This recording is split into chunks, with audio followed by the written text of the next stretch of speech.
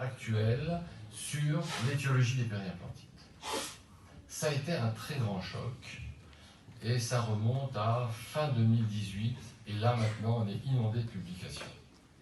Voilà une publication qui nous vient également de Chine, et qui est extrêmement intéressante. Vous pourrez trouver l'abstract sur le site de l'EACIM.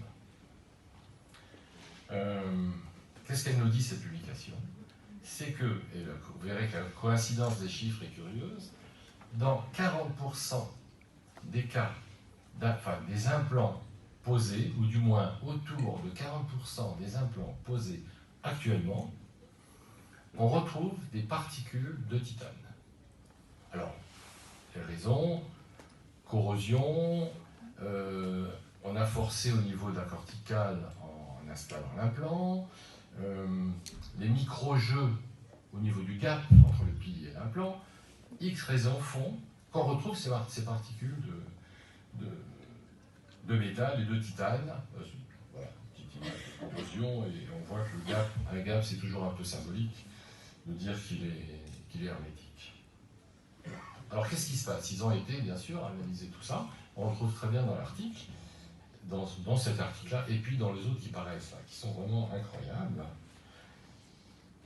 Quand des particules de titane passent dans l'environnement périimplantaire, ils vont au contact des macrophages, et alors qu'on a un macrophage inactif neutre, il devient activé, il passe à la phase M1. Un macrophage activé, qu'est-ce que ça fait? Ça envoie tout de suite des informations pour activer l'inflammation. Et on a une augmentation, montée des cytokines, etc., etc. Et ensuite, destruction cellulaire. Donc là, on a peut-être une autre clé. La clé infectieuse, la clé, immunitaire existe. On a vraiment des réactions immunitaires qu'on retrouve au niveau contact métal. Mais là, on a quelque chose qui est très intéressant et qui correspond au nombre de périimplantites. Donc, voilà, peut-être une explication. Et comme je vous le disais, j'ai eu la chance à un moment donné de me retrouver en contact avec la zircone. C'est pas un contact métal, c'est un contact zircone, donc c'est pas toxique. Vous pouvez y aller. C'est un peu une chance de la nature de m'avoir mis au contact de cet implant-là.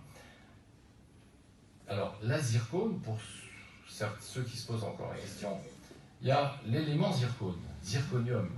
C'est un métal dans le tableau de Mendeleïev. Oui, il est en position métal. D'abord parce qu'à l'époque, il fallait des positions. Et puis parce qu'il correspond, il a un peu la même couche périphérique que le titane, par exemple. Sauf que là, ce n'est pas un métal pur, c'est un oxyde de zirconium qui, lui, fait qu'il est transformé. Ce n'est plus du métal, donc pas d'électrons circulants, pas de corrosion, pas d'effet électro-mini-électrique en bouche. C'est un cristal. L'état cristallin est un état stable, totalement stable. Donc là, on se retrouve avec quelque chose qui a d'autres qualités dont je ne parlerai pas, ce n'est pas le sujet aujourd'hui, les multiples qualités des implants en zircone, mais avec un matériau qui ne se disperse pas. L'environnement reste le même. Et pour ceux qui ont eu l'expérience de faire de la prothèse autour de la zircone, c'est autant autour des implants ou des piliers des implants métalliques, vous passez une sonde, il ne faut pas forcer, autant autour des implants zircone, on a du mal à passer une sonde.